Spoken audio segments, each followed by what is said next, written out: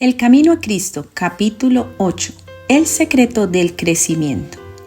En la Escritura se llama nacimiento al cambio de corazón por el cual somos hechos hijos de Dios. También se lo compara con la germinación de la buena semilla sembrada por el labrador. De igual modo se habla de los recién convertidos a Cristo como niños recién nacidos que deben ir creciendo. Primera de Pedro 2:2 y Efesios 4:15. Crecen hasta llegar a la estatura de hombres en Cristo Jesús. Como la buena simiente en el campo, tienen que crecer y dar fruto. Isaías dice que serán llamados árboles de justicia, plantados por Jehová mismo para que Él sea glorificado. Isaías 61:3. Se sacan así ilustraciones del mundo natural para ayudarnos a entender mejor las verdades misteriosas de la vida espiritual. Toda la sabiduría e inteligencia de los hombres no pueden dar vida al objeto más diminuto de la naturaleza. Solamente por la vida que Dios mismo les ha dado pueden vivir las plantas y los animales. Asimismo, es solo mediante la vida de Dios como se engendra la vida espiritual en el corazón de los hombres. Si el hombre no naciere de nuevo, Juan 3:3, no puede ser hecho participante de la vida que Cristo vino a dar. Lo que sucede con la vida sucede con el crecimiento. Dios es el que hace florecer el capullo y fructificar las flores. Su poder es el que hace a la simiente desarrollar primero hierba, luego espiga, luego grano lleno en la espiga. Marcos 4:28. El profeta Oseas dice que Israel echará flores como el lirio, serán revivificados como el trigo y se florecerán como la vid. Oseas 14:5 y 7. Y el Señor Jesús dice: considerad los lirios como crecen. Las plantas y las flores no crecen por su propio cuidado, solicitud o esfuerzo, sino porque reciben lo que Dios proporcionó para favorecer su vida. El niño no puede por su solicitud o poder propio añadir algo a su estatura, ni vosotros podréis por vuestra solicitud o esfuerzo conseguir el crecimiento espiritual. La planta y el niño crecen al recibir de la atmósfera circundante aquello que sostiene su vida: el aire, el sol y el alimento. Lo que estos dones de la naturaleza son para los animales y las plantas, llega a serlo Cristo para los que en Él confían. Él es su luz eterna, escudo y sol. Isaías 60:19, Salmos 84:11. Será como el rocío a Israel, descenderá como la lluvia sobre el césped cortado. Él es el agua viva, el pan de Dios, que descendió del cielo y da vida al mundo. Juan 6:33.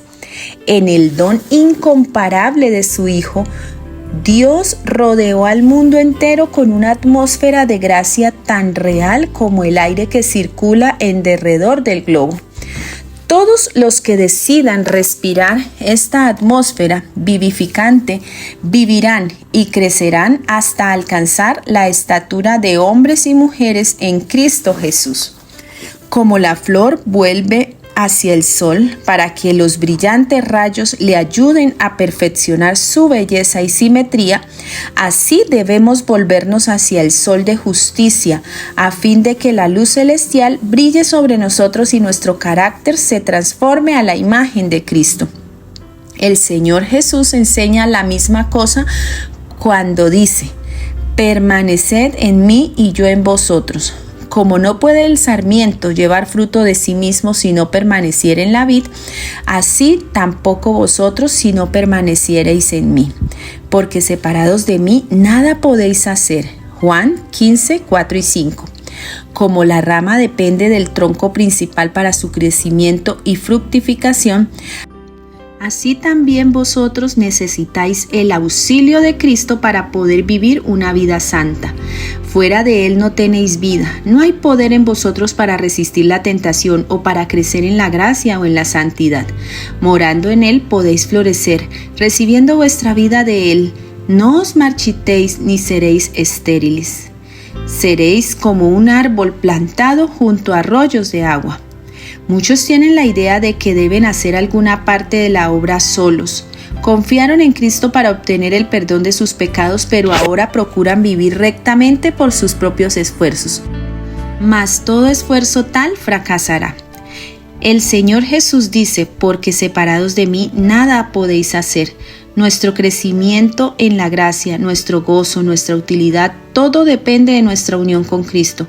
Solo estando en comunión con Él diariamente y permaneciendo en Él cada hora es como hemos de crecer en la gracia.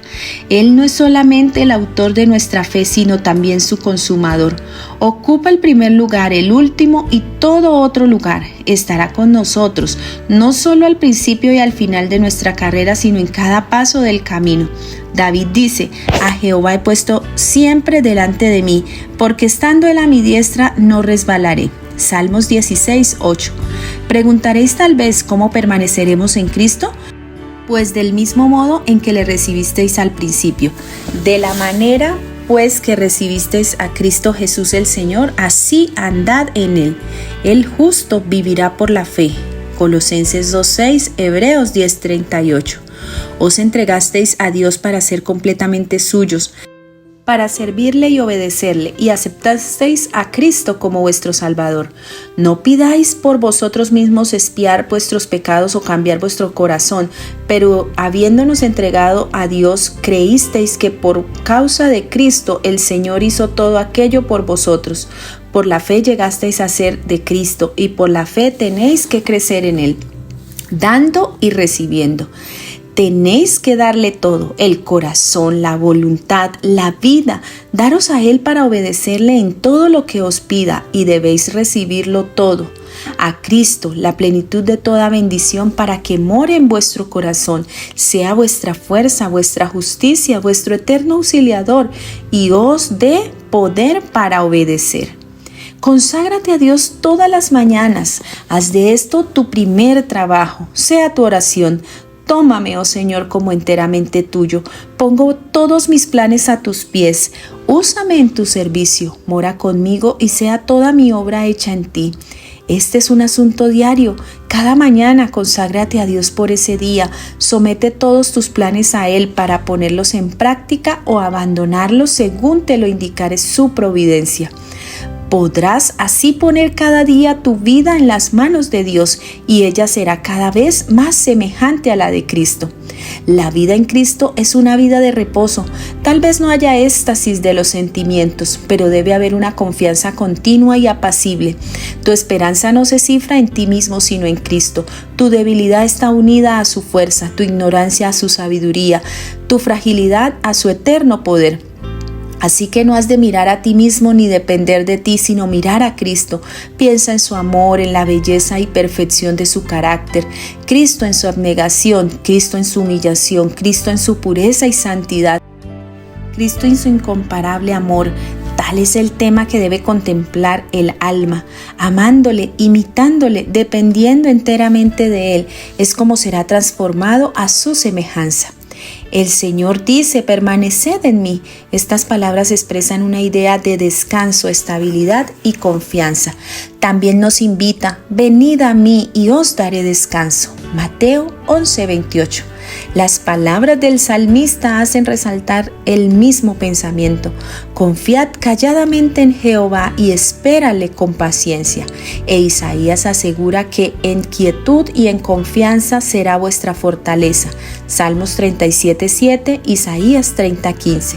Este descanso no se obtiene en la inactividad, porque en la invitación del Salvador la promesa de descanso va unida con un llamamiento a trabajar. Tomad mi yugo sobre vosotros y hallaréis descanso. Mateo 11:29. El corazón que más plenamente descansa en Cristo es el más ardiente y activo en el trabajo para Él. Cuando pensamos mucho en nosotros mismos, nos alejamos de Cristo, la fuente de la fortaleza y la vida. Por esto Satanás se esfuerza constantemente por mantener la atención apartada del Salvador, a fin de impedir la unión y comunión del alma con Cristo. valiéndose de los placeres del mundo, los cuidados, perplejidades y tristezas de la vida, así como de nuestras propias faltas e imperfecciones o de las ajenas, procura desviar nuestra atención hacia todas estas cosas o hacia algunas de ellas. No nos dejemos engañar por sus maquinaciones.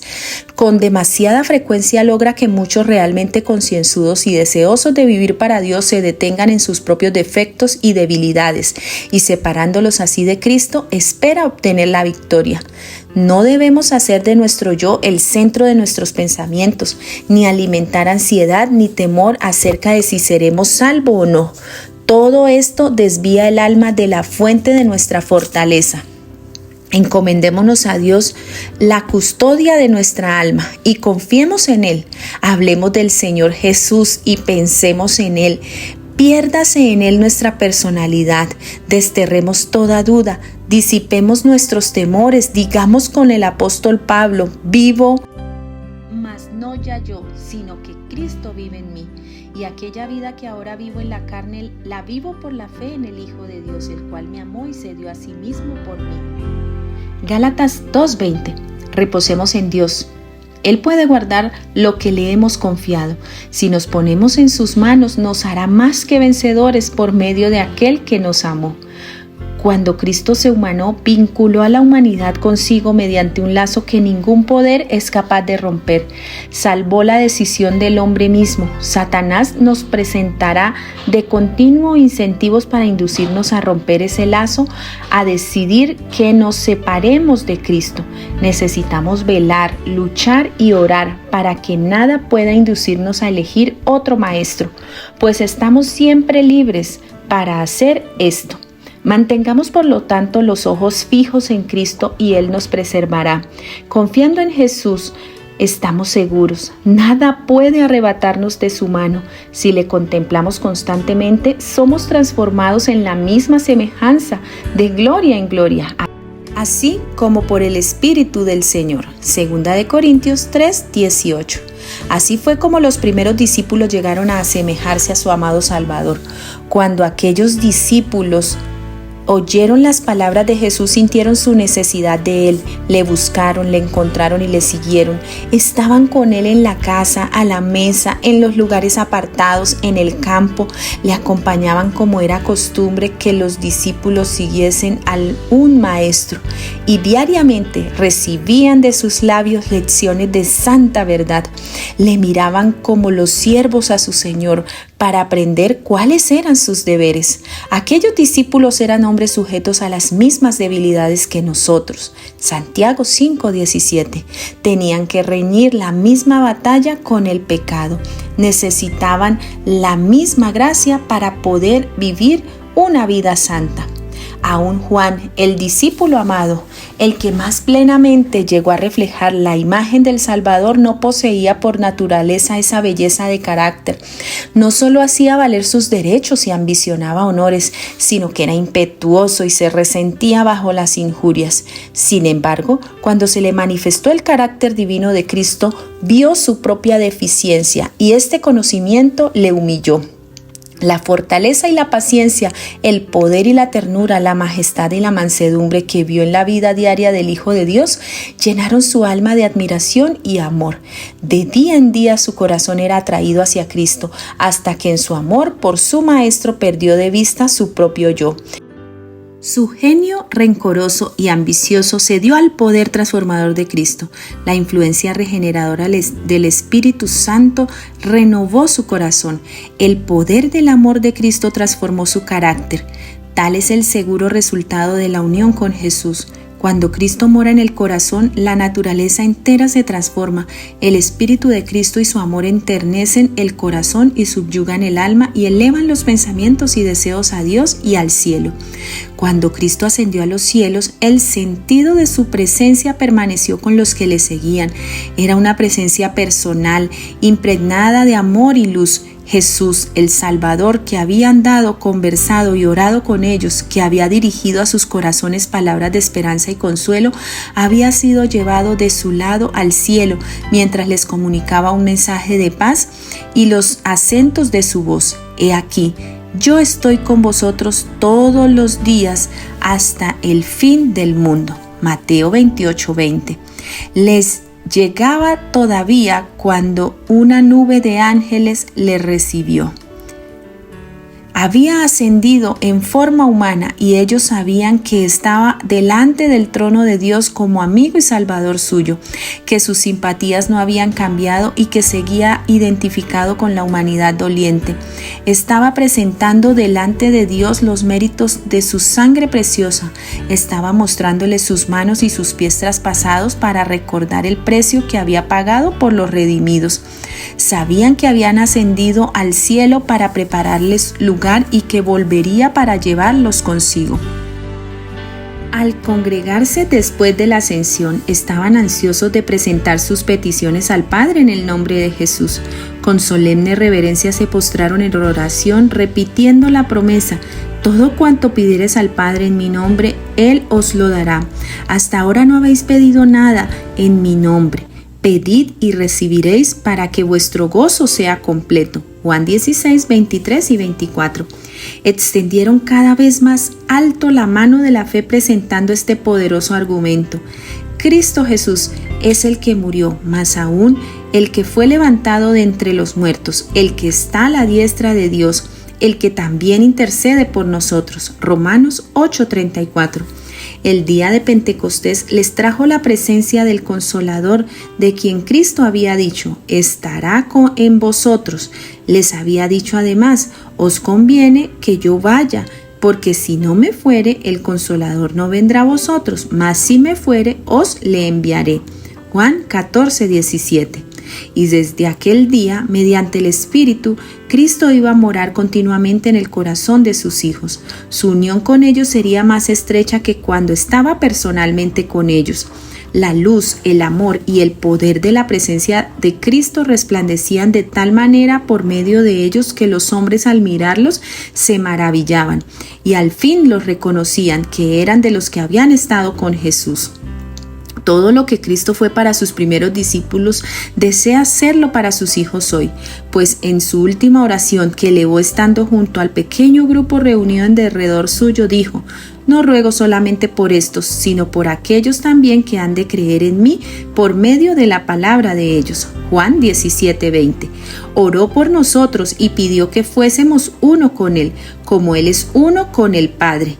¡Cuán preciosa unión! El Salvador había dicho de sí mismo: no puede el Hijo hacer nada de sí mismo. El Padre morando en mí hace las obras. Juan 5:19 y 14:10. Si Cristo está en nuestro corazón, obrará en nosotros el querer como el hacer por su buena voluntad. Filipenses 2:13. Obraremos como Él obró, manifestaremos el mismo espíritu, amándole y morando en Él.